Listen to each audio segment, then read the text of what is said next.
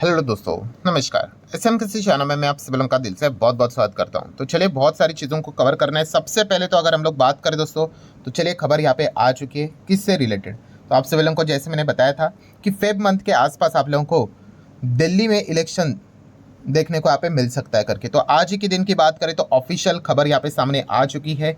दिल्ली में जो assembly election हम लोग को देखने को मिलने वाली है, ठीक है, उसकी डेट सामने आ चुकी है। डेट है 5 फरवरी। 5 फेब को यहाँ पे हम लोग को ये इलेक्शन देखने को यहाँ पे मिल जाएगा। सिंगल फेज में होने वाला है, ठीक है। एंड उसकी जो काउंटिंग है वो 8 फेब को हम लोग को होते हुए देखने को यहाँ पे मिलने वाली है। सो डेफिनेटली हम यहाँ पे कहेंगे कि काफ़ी इंटरेस्टिंग ये इलेक्शन हम लोग को देखने को यहाँ पे मिलने वाला है। पिछले 2 टर्म्स की अगर हम लोग बात करें, ठीक है, 5 साल का एक टर्म होता है। तो आप सभी लोगों को पता है कि आम आदमी पार्टी वहाँ पे हम लोग को काफ़ी अच्छी तरीके से परफॉर्मेंस देते हुए देखने को मिल चुके हैं। एकदम एब्सोल्यूट मेजोरिटी के साथ जीतते हुए देखने को यहाँ पे मिल चुकी है, लास्ट इलेक्शन में भी और उसके पहले इलेक्शन में भी। इस वक्त इलेक्शन कैसा होता है ये देखना अब काफ़ी इंटरेस्टिंग पार्ट यहाँ पे होने वाला है, बिकॉज आपका टर्म जितना कंटिन्यू होते रहता है उसके बाद आगे ग्रोथ दिखाना थोड़ा मुश्किल हो जाता है, ठीक है। अगर आप चाहो तो ये जो लोकसभा का इलेक्शन है उसका भी एग्जाम्पल देख सकते हो, ठीक है, कि पहले जो बीजेपी थी, एनडीए की अगर हम लोग बात करें, बीजेपी की बात कर ले तो एकदम आराम से हम लोग को उन्होंने परफॉर्मेंस दिखाया था। 2019 के तो इलेक्शन में वो खुद ही इतने पावरफुल मेजोरिटी के साथ यहाँ पे आए थे। बट इस वक्त की अगर बात करें तो यस, 240 सीटें ही वो प्राप्त कर सके। क्यों? क्योंकि लगातार कंटिन्यू टर्म यहाँ पे हो जाता है, तो उसके बाद हर किसी के प्रोमिसेस को फुलफिल करना मुश्किल हो जाता है। एंड उसके बाद थोड़ा बहुत हम लोग को जो अपोजिशन होते हैं उसके और वोट्स ज़्यादा जाते हुए देखने को मिल जाते हैं। सो दिल्ली इलेक्शन में ऐसा होगा या नहीं होगा ये देखना इंटरेस्टिंग पार्ट जरूर यहाँ पे होने वाला है। एंड आप सभी लोगों को बताइए, देश की राजधानी है, ठीक है, प्लस उसी के साथ साथ फाइनेंशियली भी अगर बात करें तो काफ़ी इंपॉर्टेंट ये स्टेट हम लोग को देखने को यहाँ पे मिल जाता है। तो लेट्स सी क्या होता है करके। सो बजट के बाद एक और नया टॉपिक मार्केट को मिलते हुए देखने को मिल चुका है। आगे बढ़ेंगे दोस्तों तो इंडियन एनर्जी एक्सचेंज आईईएक्स। सो आईईएक्स की बात करेंगे, एकदम शानदार धमाकेदार कंपनी थी, बट बाद में सरकार के एक फैसले के चलते इसके ऊपर अभी तो लटकती हुई तलवार ही हम लोग को झूलते हुए देखने को यहाँ पे मिल रही है मार्केट कपलिंग को लेकर। एनीवेज, उसके पहले हम लोग को एक अच्छा अपडेट भी देखने को मिल गया कि दिसंबर की बात करें तो आईईएक्स ने अचीव किया है उनके highest ever monthly electricity trade volume, ठीक है। तो ये अच्छा पॉइंट हम लोग को जरूर देखने को मिल चुका है। समवेयर अराउंड हम कह सकते हैं 6% के आसपास की हम लोग को जंप देखने को यहाँ पे मिल चुकी है। बट जैसे कि आपको बताइए, इनका सबसे बड़ा प्रॉब्लम क्या है? हाईली अनसर्टेनिटी, ठीक है। आप सभी लोगों को पता है इसके पहले, मतलब इलेक्शन के पहले आरके सिंह जी उन्होंने कहा था कि आईईएक्स मतलब वही मार्केट कपलिंग होगा करके, ठीक है। उसके बाद इलेक्शन हुआ, आरके सिंह जी तो जीते नहीं, फिर भी वो चाहे तो मिनिस्टर तो बन सकते हैं, ऐसी कोई दिक्कत की बात होती है नहीं। और उसके बाद हम सभी लोगों ने देखा कि जो पावर मिनिस्टर है, ठीक है, वो हम लोग को बदलते हुए देखने को मिल चुके हैं। बट उसके बाद भी एक दिन बीच में स्टेटमेंट आया था कि यस, सरकार अभी भी मार्केट कपलिंग के बारे में विचार कर रहा है। तो उसके बाद वापस ये गिरा था। एंड उसके बाद अभी ऐसा लग रहा है कि सरकार अगर इतना ज़्यादा रिपीट कर ही रहा है कि वो मतलब मार्केट कपलिंग के बारे में, तो डेफिनेटली हम कह सकते हैं वो आने के चांसेस काफ़ी फिर हायर लेवल के देखने को यहाँ पे मिल जाते हैं। वैसे तो स्टेक होल्डर से रिलेटेड सलाह पूछी गई थी कि आपको क्या लगता है कि होना चाहिए कि नहीं, तो 70% से ज़्यादा, ऑलमोस्ट 75% के आसपास लोगों ने बोला था कि मार्केट कपलिंग की ज़रूरत नहीं है करके। फिर भी उन्होंने बोला कि नहीं नहीं, हम तो करेंगे करके। अभी देख लेते हैं, अभी सरकार बोलेंगे तो वही तो फाइनल होता है, ठीक है। तो अगर मार्केट कपलिंग हो जाती है, सुपर एक्सचेंज आ जाता है, तो आईईएक्स तो रहेगा, बट उसको जो एक एडवांटेज मिलता था प्राइस डिस्कवरी का, ठीक है, वो यहाँ पे चला जाएगा, ठीक है। तो प्राइस डिस्कवरी देखा गया तो कोई स्पेशल फीचर नहीं है, बट ज़्यादा वॉल्यूम्स यहीं पे ट्रेड होते हैं तो बाय डिफॉल्ट उनको एक वो बेनिफिट मिलता था, बट वो चला जाएगा। समवेयर अराउंड हम कह सकते हैं एक सुपर एक्सचेंज आ जाएगा जो कि सरकार ही कंट्रोल यहाँ पे करती होगी। एंड आईएक्स जो बाकी के एक्सचेंजेस देखने को मिल रहा है, दैट्स इट, उसी की तरह बनकर रह जाएगा। एंड उसके बाद तो हम कह सकते हैं अगर मार्केट कपलिंग हुआ तो कॉम्पिटिशन भी बढ़ जाएगा, काफ़ी सारे नए प्लेयर्स भी आते हुए देखने को मिल सकते हैं। आगे बढ़ेंगे दोस्तों तो कल्याण ज्वेलर्स के मामले में।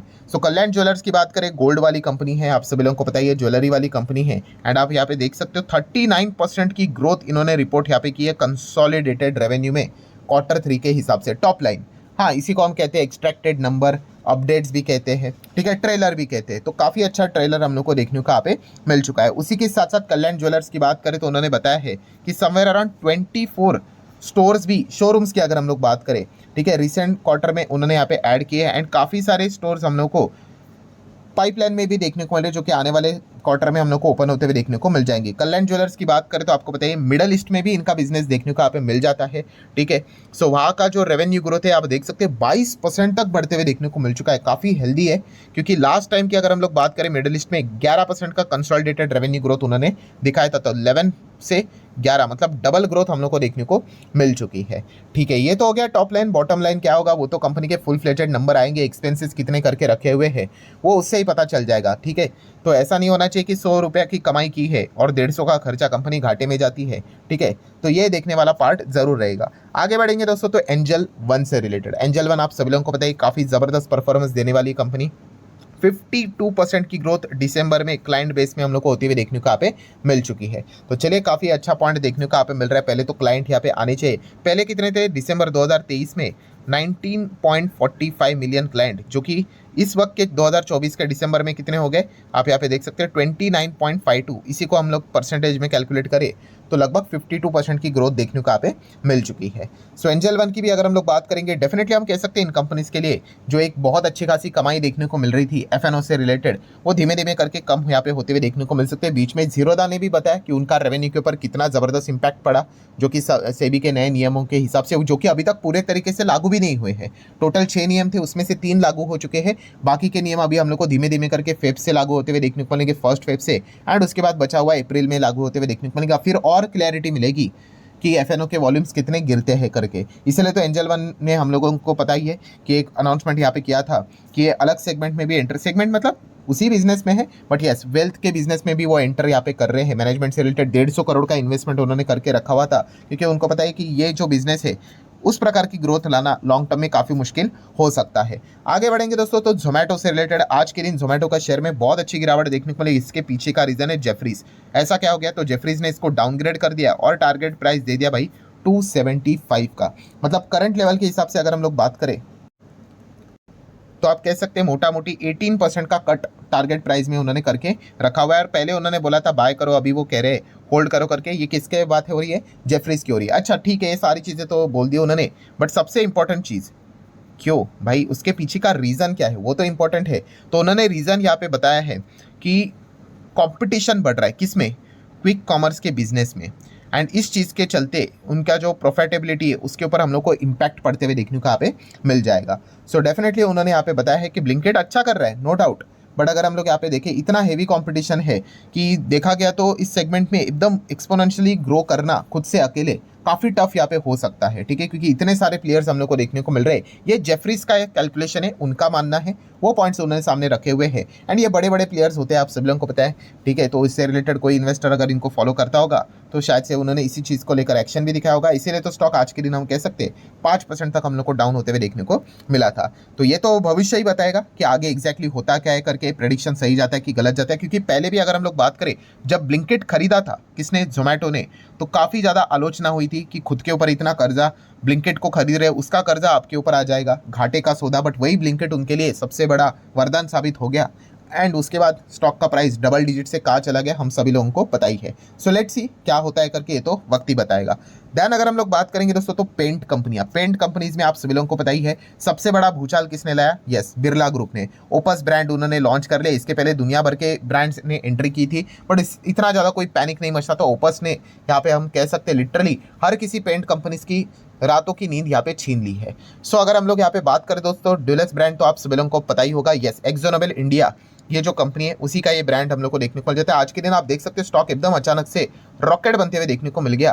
तो उसके पीछे का रीज़न क्या है दोस्तों, तो 2 कारण देखने को मिल रहे हैं। क्योंकि सबसे पहले तो हमें पता ही है कि एक्जोनोबल इंडिया ने एक बात बोली थी कि वो अपने इंडिया वाले बिजनेस को यहाँ पे बेचकर एग्जिट करना चाहते हैं इंडिया से due to the heavy competition. फिलहाल तो ये खबर यहाँ पे सामने आ चुकी है, AkzoNobel India to explore the sale of powder coating business and उसी के साथ साथ R&D to indirect arm of a parent firm, ठीक है। आप सभी लोगों को पता ही है इनकी ही हम लोग को एक पेरेंट कंपनी भी देखने को यहाँ पे मिल जाती है, उसी से रिलेटेड शायद से ये डील हम लोग को होते हुए देखने को मिल जाएगी। उनके भी बहुत सारे सब्सिडरीज होती है, ये एक पॉइंट देखने को मिल रहा है। एंड सेकंड अगर हम लोग बात करें इनका जो बाकी का पूरा बिजनेस है वो भी वो बेचने के लिए खड़े हैं, एंड वो खरीदने के लिए अभी बताया जा रहा है कि बर्जर पेंट काफ़ी क्लोज आ चुका है। ये रिपोर्ट के जरिए खबरें फिलहाल तो देखने को मिल रही है, अभी तक ऑफिशियली कोई भी कंफर्मेशन है नहीं। सो बर्जर पेंट अगर यहाँ पे बाजी मारेगा तो डेफिनेटली हम यहाँ पे कह सकते हैं कि यहाँ पे एशियन पेंट को बहुत बड़ा झटका झटका लग सकता है, बिकॉज एशियन पेंट इसके बहुत ज़्यादा क्लोज है। ये सबसे पहले स्टेटमेंट हम लोग को देखने को यहाँ पे मिला था। एंड एक्जो नोबेल इंडिया की अगर बात करें, उसका भी मार्केट शेयर कोई कम नहीं है भाई, 7% के आसपास है। ठीक है, सो डेफिनेटली हम कह सकते हैं कि बर्जर पेंट का नाम इतना सामने नहीं आ रहा था, बार बार यही लग रहा था कि एशियन पेंट ही ये बाजी जीत सकती करके। वैसे तो देखा गया तो इस लिस्ट में तो और भी बहुत सारे प्लेयर हैं, JSW ग्रुप का भी नाम सामने था।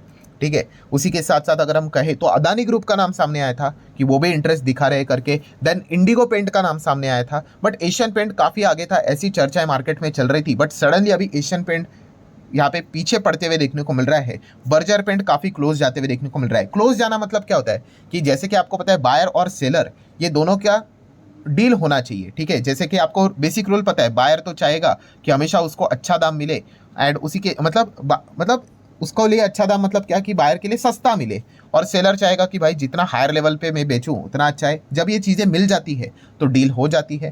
ठीक है, तो यही डील करने के लिए बर्जर पेंट अभी काफ़ी क्लोज जाते हुए देखने को आप मिल चुका है, ऐसी खबरें रिपोर्ट के जरिए देखने को मिल रही है। आखिरी पॉइंट बात करेंगे दोस्तों FIS डेज एक्टिविटीज़, तो हम कह सकते हैं अगेन FIS का तो रुख है वो बिल्कुल भी चेंज नहीं हो रहा है, अभी भी बिकवाली बिकवाली बिकवाली बिकवाली ही जा रही है। 1500 करोड़ का माल अभी भी FIS ने यहाँ पे क्या किया है, आज के दिन नेट बिकवाली यहाँ पे लगातार करके रखे हुए। ऑब्वियसली हम कह सकते हैं हमारा इंडियन रुपी लगातार वीक हो रहा है, इस चीज़ के चलते उनको भी डबल झटके सहन करने यहाँ पे पड़ती है, क्योंकि जो पैसा वो लेकर जाएंगे वो थोड़ी ना रुपये में लेके जाएंगे, वो डॉलर फॉर्म में लेकर जाएंगे। एंड जब वो कन्वर्ट करेंगे रुपये से डॉलर में, ठीक है, तो पहले 80 पे पड़ता था, अभी 85 पे पड़ रहा है, तो उनको और कम पैसा यहाँ पे मिल जाता है। तो ये भी एक डिसअपॉइंटमेंट का रीजन यहाँ पे बन जाता है। सो ठीक है दोस्तों, जितने अभी तक के इंपॉर्टेंट पॉइंट्स थे, अपडेट्स थे, सारे कवर कर ले। वीडियो हेल्पफुल लगा होगा तो चाहो तो लाइक एंड शेयर कर सकते हो, एंड हमारे जो बाकी के चैनल्स है उनको भी फॉलो करके रख सकते हो। Let's learn stock market and finance, इस चैनल के ऊपर एक और जबरदस्त वीडियो दोस्तों रेडी हो रहा है।